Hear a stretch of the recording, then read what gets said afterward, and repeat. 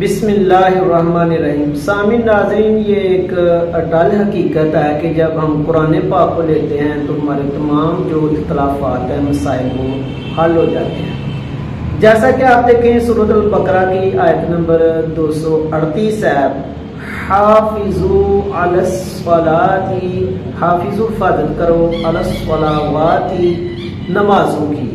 والصلاۃ الوسطیٰ اور درمیانی نماز کی، وصلاۃ اور نماز وسطیٰ درمیانی نماز اثر کو کہتے ہیں،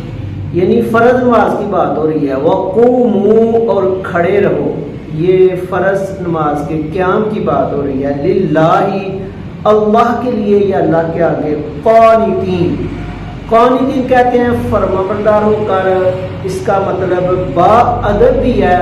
اور ساکت بھی ہے، بے حس و حرکت بھی ہے، اور وہ چیز جو پلاسٹک کی بنی ہو ہم کہتے ہیں وہ قانت۔ مطلب کیا کہ بے حس و حرکت، ساکت جو چیز ہے، مثلا ایک جاندار ہے، اگر وہ پلاسٹک کا بنا ہے تو کیا مطلب کہ وہ حرکت نہیں کرے گا۔ اب آپ دیکھیں یہ قرآن پاک کی اس آیت کو دیکھ کے حضرت عبداللہ بن مسعود رضی اللہ تعالیٰ عنہ، کون حضرت عبداللہ بن مسعود رضی اللہ تعالیٰ عنہ کے جن کے متعلق رسول اللہ صلی اللہ علیہ وآلہ وسلم نے متعدد بار فرمایا کہ اگر آپ قرآن سیکھنا ہے تو ان سے سیکھو، اور پھر فرمایا کہ جیسے قرآن نازل ہوتا ہے اس طرح اگر آپ نے کسی نے قرآن کی انڈرسٹینڈنگ کرنی ہے، سیکھنا ہے، تو وہ ام ابد سے سیکھے۔ حضرت عبداللہ بن مسعود رضی اللہ تعالیٰ عنہ کو ام ابد کہا جاتا ہے، یہ ان کا لقب تھا۔ اور پھر حضرت عبداللہ بن مسعود رضی اللہ تعالیٰ عنہ خود فرماتے ہیں کہ میں نے رسول اللہ صلی اللہ علیہ وآلہ وسلم کے پیچھے آپ قرات فرماتے اور 20 بڑی صورتیں میں نے آپ صلی اللہ علیہ وسلم کی قرات سن کے یاد کی، یعنی تقریباً یہ ہر نماز جو ہے نا رسول اللہ صلی اللہ علیہ وآلہ وسلم کے پیچھے پڑھتے۔ اور ابھی یہ اسکرین پہ بھی دیکھیں کہ صحابہ میں جب اختلاف ہوتا تو وہ کہتے کہ ہم میں ڈسکس کرتے کہ ہم میں کون ہے جو طور طریقے اطوار عادات اور ہر طرح سے رسول اللہ صلی اللہ علیہ وسلم سے مواصلت رکھتا ہے، زیادہ قریب ہے، تو اسی پہ اکتفا ہوتا کہ وہ حضرت عبداللہ بن مسعود رضی اللہ تعالیٰ عنہ ہے۔ حضرت عبداللہ بن مسعود رضی اللہ تعالیٰ عنہ نے اسی آیت سے جو ہے یہ جتنی بھی روایتیں نماز میں قیام کی ہیں، اسی وجہ سے حضرت عبداللہ بن مسعود رضی اللہ تعالیٰ عنہ نے نماز میں جب بندہ آ جاتا ہے، قیام کرتا ہے، تو پھر ہاتھوں کو اٹھانے یا ہلانے سے منع کیا۔ اور آپ رضی اللہ تعالیٰ عنہ سابقون الاولون ہیں، 5 لوگ مسلمان ہوئے تھے تو چھٹے یہ مسلمان ہوئے، اور یہ وہ صحابی ہیں جو فقیہ بھی تھے، انہوں نے ارکان اسلام کے مسائل کمپوز کیے، اور انہوں نے جتنی بھی آپ صلی اللہ علیہ وسلم سے روایتیں لکھی ہیں اس میں نماز کے قیام میں رفع الیدین کرنا، ہاتھوں کو اٹھانے کی کا نہیں یعنی ذکر کیا، بلکہ آپ بھی نہیں کرتے تھے، اس سے روکا بھی۔ ہاں، پہلی دفعہ جب رفع الیدین کیا جاتا ہے تکبیر تحریمہ کے وقت، اس وقت انسان نماز میں نہیں ہوتا، ہینڈز اپ ہوتا ہے اللہ کی بارگاہ میں، تکبیر تحریمہ کے بعد وہ نماز میں آتا ہے، یعنی اول جو تکبیر تحریم ہے پہلی دفعہ، یعنی نماز شروع ہوتے وقت ابھی نماز میں نہیں انسان آیا، تو اس میں یہ وہ رفع الیدین بس انہوں نے کہا کہ ہے۔ اور نماز کی جو صحیح میں آپ کو بتاؤں کہ کیسے پڑھنی ہے، اس کا جو بیسک رول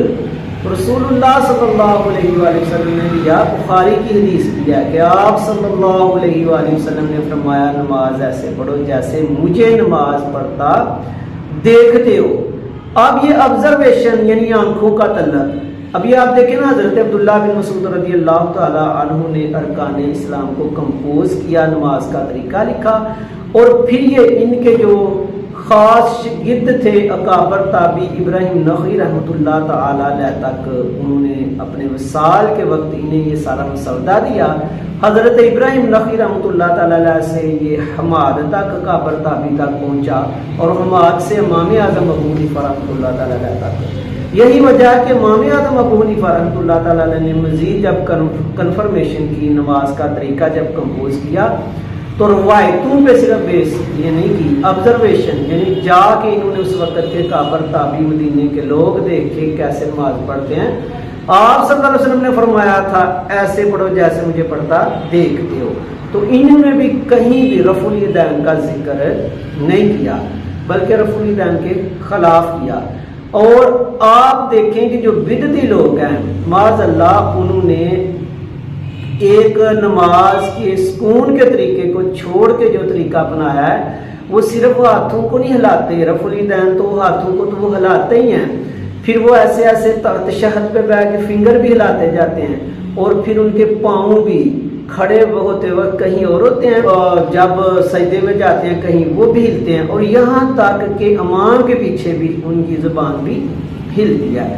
اور اللہ معاف کرے کہ یہی لوگ ہیں بدعتی لوگ کہ جنہوں نے معاذ اللہ حضرت عبداللہ بن مسعود رضی اللہ تعالیٰ عنہ کے طریقہ نماز کی مخالفت میں یہ کہا کہ حضرت عبداللہ بن مسعود رضی اللہ تعالیٰ عنہ تو وہ ہیں کہ جو یہ کہتے تھے کہ سورۃ ناس اور فلق جو ہے یہ قرآن کا حصہ نہیں، اور معاذ اللہ ہی ان پہ جھوٹی تہمت لگائی ان لوگوں نے، کیونکہ آپ صلی اللہ علیہ وآلہ وسلم نے قرآن کے ساتھ جو تخصیص حضرت عبداللہ بن مسعود کی فرمائی ہے کسی اور کی نہیں فرمائی. فرمایا قرآن جو ہے نا جیسے نازل ہوتا ہے اس طرح پڑھتے ہیں. تو یہی نماز کا جو طریقہ اگر آپ قرآن کو لیتے ہو تو یہ سارے اختلافات ختم ہو جاتے ہیں. خدا کی قسم سورۃ المومنون میں جو اللہ تعالیٰ نے فرمایا قد افلح المؤمنون، تحقیق مومن فلاح پا گئے، الذین هم فی صلاتہم خاشعون، فرمایا کہ وہ اپنی نمازوں میں خشوع و خضوع رکھتے ہیں. یہ مومن کی شان ہے کہ وہ با ادب بے حس و حرکت کھڑا ہوتا ہے نماز میں. اور رسول اللہ صلی اللہ علیہ وآلہ وسلم کے